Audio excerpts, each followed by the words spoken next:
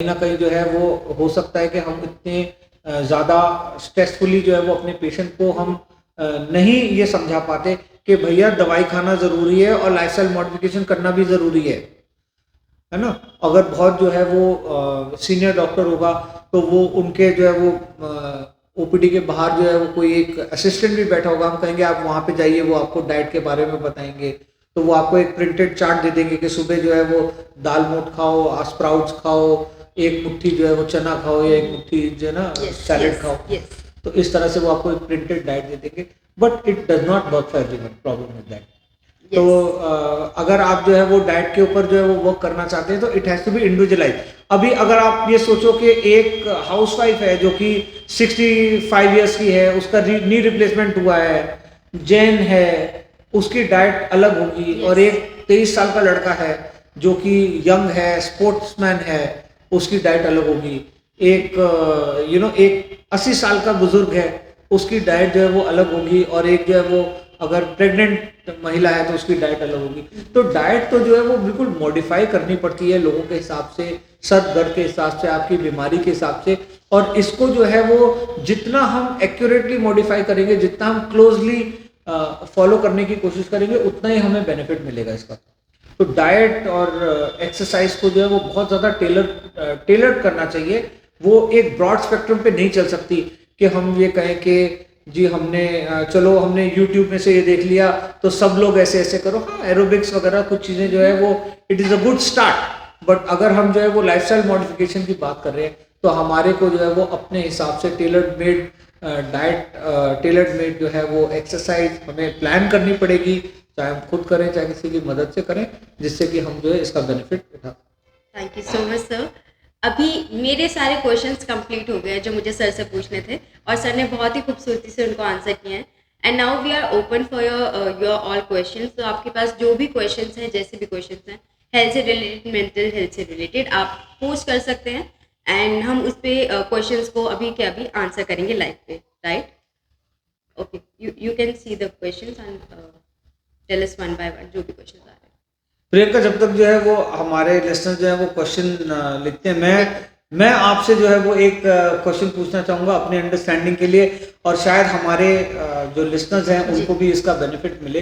तो मैं आपसे ये पूछना चाहूँगा कि आज के सिनेरियो के अंदर जो ये मेंटल हेल्थ है जी, ये क्या वाकई इसका कोई इम्पोर्टेंस है, या ये just out of the proportion जो है वो फैलाया हुआ है कि आजकल स्टाइल बन गया। जैसे हम इंग्लिश पिक्चर में देखते हैं कि जी साइकोलॉजी सेशंस हो रहे हैं, और हमने इंडिया में तो कभी नहीं देखा कि साइकोलॉजिकल सेशंस हो रहे हैं, या इसका कोई बेनिफिट होता है कि नहीं।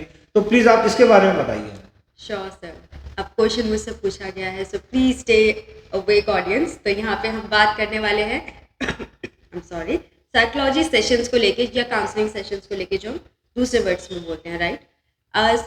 सर आपने जितने भी पॉइंट्स अभी मेंशन किए, जो सबसे लास्ट वाला पॉइंट था कि किसी भी प्रॉब्लम पे अगर हम बात कर रहे हैं, डाइट की बात कर रहे हैं, तो मेडिसिन के साथ साथ लाइफस्टाइल मॉडिफिकेशन भी बहुत ज़्यादा इंपॉर्टेंट है, राइट? तो मुझे इस पॉइंट पे एक ये चीज़ भी थोड़ा सा ये बताना था मेरी ऑडियंस को कि क्या होता है ना कि जैसे हम लाइफस्टाइल मॉडिफिकेशन की बात करते हैं, जैसे कि आपने बहुत सारे पॉइंट बताए थे, स्लीप के बारे में बताया था, स्ट्रेस के बारे में बताया था। तो when we start working on that, तो हम हमारी फिजिकल हेल्थ ही नहीं, साथ साथ मेंटल हेल्थ पे भी बहुत इम्पैक्ट पड़ना स्टार्ट होता है, right? In a very positive way. क्योंकि लाइफस्टाइल मॉडिफिकेशन के अंदर हम 360 डिग्री कवर कर रहे हैं कहीं ना कहीं, राइट? तो वो फिजिकल हेल्थ ही ठीक नहीं करेगा, हमारी मेंटल हेल्थ भी ठीक करेगा, राइट? एंड क्या होता है, जैसे कि हम अभी स्लीप पे ही एग्जाम्पल पहले ले रहे थे कि हमारे फिजिकल सिम्टम्स क्या दिखने लगते हैं, शायद हमारी बॉडी का वेट बहुत ज़्यादा लूज होगा या फिर हम उसको गेन करेंगे, राइट? लेकिन यहाँ पे क्या है, मेंटल हेल्थ के लेवल पे कैसे इम्पैक्ट पड़ेगा, हमारा मूड डिपेंड करेगा, राइट? मूड हमारा बहुत इरिटेशन हो सकता है, हमें फ्रस्ट्रेशन हो सकता है, हमारे दिमाग की काम करने की एबिलिटी पे बहुत फर्क पड़ता है। शायद हम कंसंट्रेशन फोकस ना कर पाए उस दिन सारा दिन, शायद हमें नॉजिया सा फील हो, ड्रॉजी सा फील हो, राइट? क्योंकि हमारी सिर्फ एक नींद पूरी नहीं हुई है। सो फिजिकल सिम्टम्स भी आए, साथ साथ मेंटल सिम्टम्स भी आए। तो कोई भी प्रॉब्लम जिसके रिगार्डिंग हम बात करते हैं, चाहे वो सीवियर प्रॉब्लम्स हो चाहे वो छोटी प्रॉब्लम्स हो, तो हमें दोनों लेवल पे उसके सिम्टम्स दिखते हैं। हमें ऐसा लगता है कि ये तो सिर्फ फिजिकल लेवल का प्रॉब्लम है, मेंटल हेल्थ का प्रॉब्लम नहीं है, बट यहाँ पे स्लीप खराब होने से दोनों सिम्टम्स आए। हमारी बॉडी भी बहुत ज़्यादा लो फील कर रही है एनर्जी के ऊपर, हम काम नहीं कर पा रहे, लेकिन मूड भी इम्पैक्ट हो रहा है। तो हमें यहाँ पे अवेयरनेस आना बहुत ज़्यादा इम्पॉर्टेंट है कि अगर तबीयत खराब है तो दो चीज़ें इम्पैक्ट कर रही हैं। एक तो मेरी बॉडी में सिम्टम्स आ रहे हैं, ऊपर से माइंड के लेवल पे मेरी एबिलिटी उस दिन डाउन हो गई है। और राइट, अगर जो है वो आपका मूड जो है वो सही नहीं है, आपकी जो है वो एबिलिटी पूरी नहीं हो रही, तो फिर Yes. आपका मोटिवेशन भी खत्म हो जाएगा। एग्जैक्टली, क्योंकि अगर हम लाइफस्टाइल मॉडिफिकेशन की बात करते हैं तो हमारे लिए ज़रूरी है कंसिस्टेंसी, हमारे लिए ज़रूरी है लॉन्ग टर्म। तो मैंने एक दिन में क्या किया वो इम्पोर्टेंट नहीं है, मगर मैंने रोज़ एक दिन को जोड़ के वो अगले 5 साल क्या किया वो ज़्यादा ज़रूरी हो जाता है। That's true, that's very true. तो अगर हमारा मूड अच्छा नहीं रहेगा, जैसे कि आपने बताया कि अगर नींद अच्छी नहीं होती तो हमारा मूड अच्छा नहीं होता, Yes. मूड अच्छा नहीं होता तो हमारा मोटिवेशन खत्म हो जाएगा। Exactly. तो या हमें लगेगा कि क्या हो रहा है, 3 दिन हो गए मैंने तो ब्रेड नहीं खाई, मैंने तो कार्बोहाइड्रेट छोड़ दिया है, मगर Yes. उसके बाद भी जो है वेट कम नहीं हो रहा, अभी भी मुंह गुलू गुलू सा लग रहा है तो Yes. मोटिवेशन कम हो जाता है मेरे ख्याल से उससे। जी। यस सर, सो वही है कि हम बस अवेयरनेस नहीं है अभी लोगों के अंदर, इंडिया के अंदर थोड़ा कम अवेयरनेस है। राइट, तो वहाँ पे क्या होता है ना कि हम सिर्फ एक चीज़ को देखते हैं, बाकी सिम्टम्स को नहीं देखते। मेरी रिक्वेस्ट हमारे ऑडियंस से ये रहेगी कि हम दोनों एस्पेक्ट पे फोकस करें। फिजिकल लेवल पे सिम्टम्स जो आ रहे हैं, साथ साथ हमारा मूड कैसे चेंज हो रहा है, हमारे काम करने की एबिलिटी कैसी रही है उस दिन। राइट, या फिर हम कितना जल्दी कोई काम जो हम सिर्फ 1 घंटे में कर सकते थे, सेम डे हो सकता है हमें 5 घंटे लग रहे हो। तो ये हमारी मेंटल हेल्थ की एबिलिटी है, ब्रेन की एबिलिटी है, जो उस चीज़ को बहुत कम कर रही है। राइट, तो ये सारी सिम्टम्स को हमें अवेयरनेस जैसे जैसे आती रहेगी, आई थिंक वो दिन दूर नहीं है जब इंडिया में भी लोग बहुत इजीली मेंटल हेल्थ की बात कर पाएंगे। बिल्कुल बिल्कुल बिल्कुल। अनफॉर्चुनेटली अभी भी इसका टैबू है लोगों के अंदर, और कई बार जब हम we want to give a psychiatric help to the patient या psychological help to the patient, not because कि वो पागल है, वो इसलिए क्योंकि उससे जो है उनकी एबिलिटी बढ़ेगी, उनकी क्षमता बढ़ेगी, उनको मदद मिलेगी।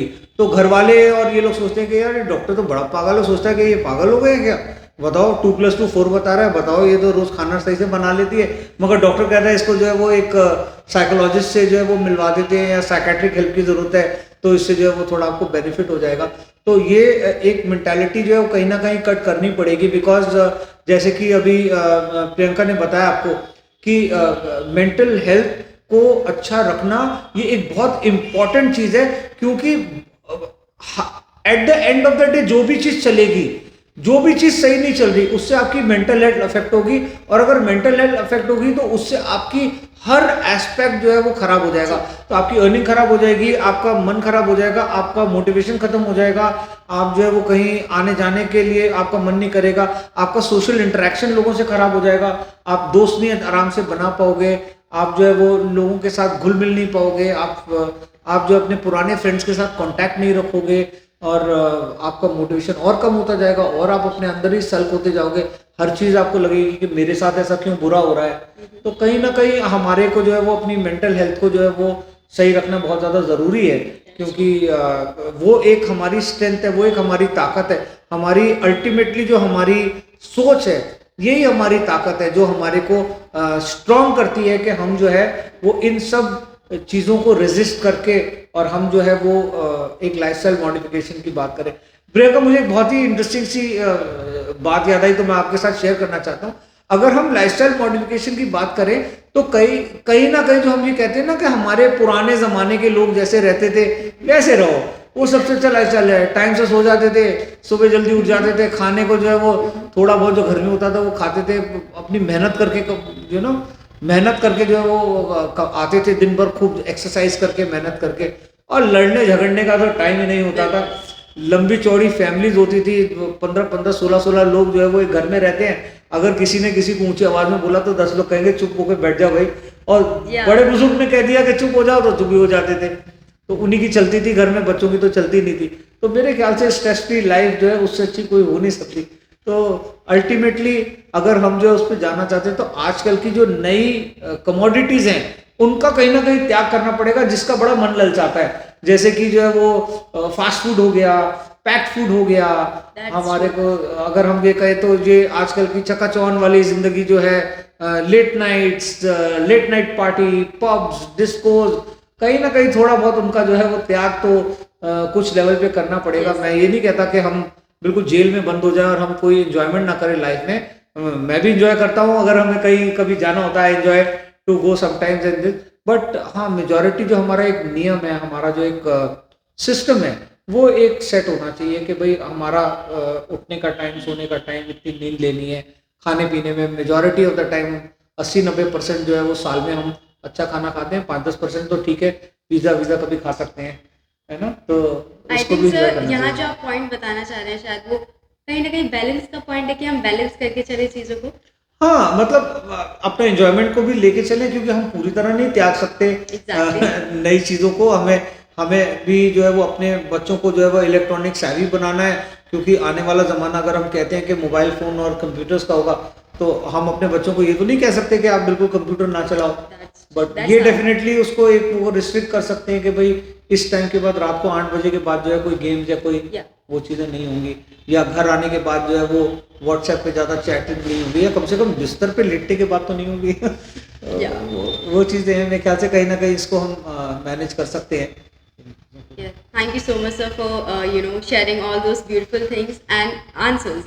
So यहाँ पे हमने लास्ट जो पॉइंट बात किया वो की है बैलेंस की।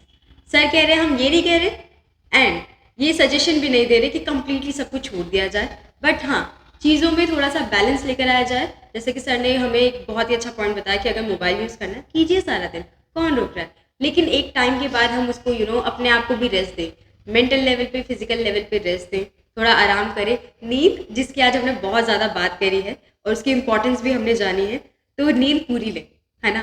तो यहाँ पे हमने लास्ट पॉइंट में सिर्फ मेनली बैलेंस की बात करी है, चीज़ें छोड़नी नहीं है लेकिन उसको तरीके से आगे हमें काम करना है।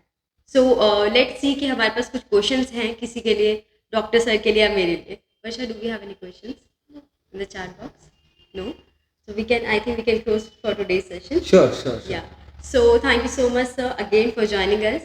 And आज का सेशन हम यही क्लोज करते हैं, जो FB लाइव हमारा फर्स्ट सेशन था, एंड वी होप हम और भी ज़्यादा अच्छा कंटेंट लेकर आएंगे, right? So please stay tune और आप हमारे पेज को लाइक करना ना भूलें, जहाँ से आपको सारे अपडेट्स मिलेंगे। Thank you so much. Thank you very much. Bye bye.